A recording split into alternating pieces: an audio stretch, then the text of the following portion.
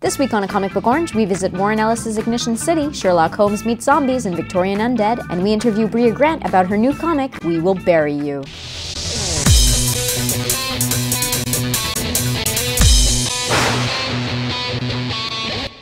Avatar Press collects Warren Ellis's alternate history, science fiction, western-flavored murder mystery, Ignition City, illustrated by Gianluca Pagliarani.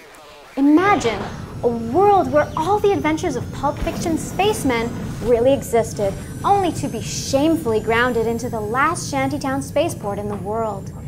A world filled with rich language and culture and hey! Eyes up here before I gunfuck you, you bleeding wart on a slope balls! Ignition City is the last spaceport on an alternate Earth giving up on space travel, and where Mary Raven has come to investigate the death of her spaceman father. Warren Ellis has been brewing the series for a while and finally delivered it with all his usual tricks we've come to love: dark humorous dialogue, mind-twisted science, and bittersweet characterization. Gianluca Pagliarani's art is amazingly detailed. Everything from clothes to aliens to rocket ships to ray guns looks believable, sometimes to horrifying effect. His characters' faces are a bit loose with consistency, and this host is troubled by the number of butt shots. Still, minor compliments for this richly rendered story, especially with the coloring. You can almost feel the grit and grime of the city and its residents. Ignition City is a great mashup of frontier living, retro sci-fi, and murder mystery written with modern sensibilities. Pick up the collected hardcover released by Avatar, especially if you like shows like Deadwood and Firefly. We give it 4.5 oranges out of 5. Also out this week, DC Comics continues their integration of classic Red Circle heroes in The Web #6. They've done an amazing job of modernizing the title character, having the Web use The Web to crowdsource crime fighting. The art is really rough, but the premise has promise, so we're giving it 2.5 oranges out of 5.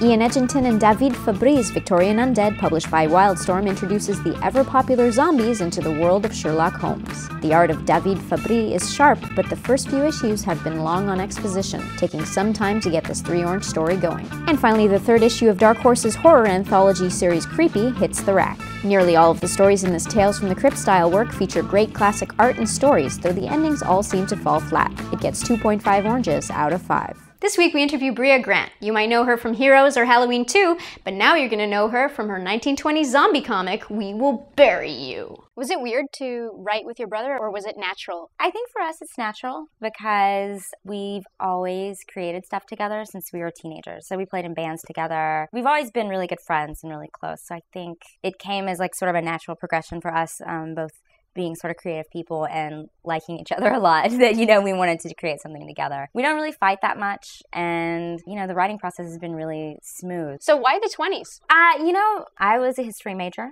and Zane also has a background in history, so I think we just decided that that would be an interesting time period. It was just a time of, you had a lot of sexual revolution, a lot of crazy things happening for the first time. Flappers are such an interesting female archetype, I think. We just felt like it'd be an interesting time that also is similar to our own time because they were experiencing an economic depression as well. As a big comic book fan, what is it like to start writing a comic book?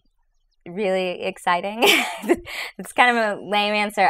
It is really exciting to see from the beginning all the way through has been amazing. I think it's the reason people make movies, the reason people write books, to see it, some idea you have start and take it all the way through is just a phenomenal experience. You're not the only Heroes alumni to go on to make comic books. So is there some kind of weird cult that we don't know about? I don't know. I did take Milo out to dinner and made him talk to me about all of the ins and outs of his comic experience. But no, I think it's just, you get involved in a show like that, and if you're not already interested in science fiction or the comic world or something like that, you get interested because you spend so much time engrossed in it.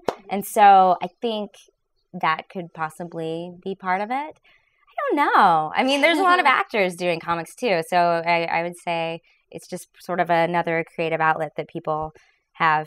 Do you think you'll write more comics in the future? I hope so. It's funny. Now it's become sort of an addiction for me because it's a great outlet for me as an actor because I don't always get to act 100% of the time. So it's been a really fun place, and I think especially the more I learn to use the medium of comics, the more I'm going to want to write more and more and more. Zane and I are actually working on a lot of pitches right now. We have a ton of ideas that we're trying to get made, so we'll see. For more information on Brea Grant, check out her website at breagrant.com or follow her on Twitter as @BreaGrant.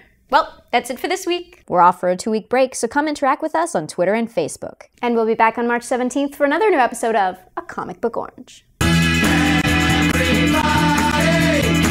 And I'll see you next week for another episode of A Comic Book Orange. Did you hear that? Yeah, what was that? It was my jaw cracking. Oh. That's hardcore. Mmm.